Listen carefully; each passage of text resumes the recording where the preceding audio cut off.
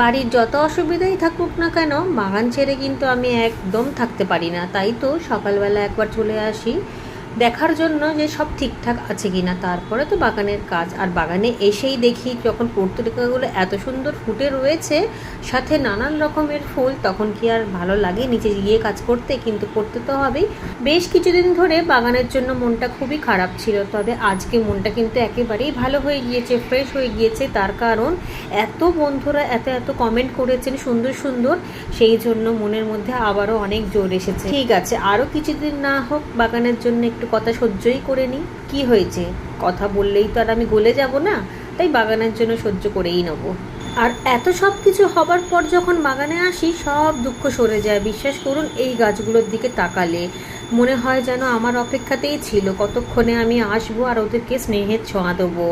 আমিও তো হাপিত্তেশ করে বসে থাকি এদের জন্য, কখন একটু দেখা পাবো।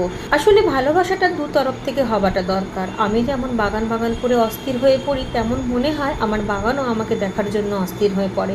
তাই তো যখন আমি আসতে পারি না, তখন গাছগুলো মনে হয় যেন কতদিন আমাকে দেখেনি। অন্য কেউ যদি জলও দিয়ে দেয়, ধরুন আমার মেয়ে যদি জলও দিয়ে দেয়, তা সত্ত্বেও যেন মনে হয় গাছগুলো রুখো শুকো হয়ে রয়েছে, একেবারে শুকিয়ে ঠুকিয়ে গিয়েছে। অথচ ঠিকঠাকই থাকে, মাটি কিন্তু ভেজেই থাকে, তবু যেন মনে হয় কিছু একটা মিসিং আছে।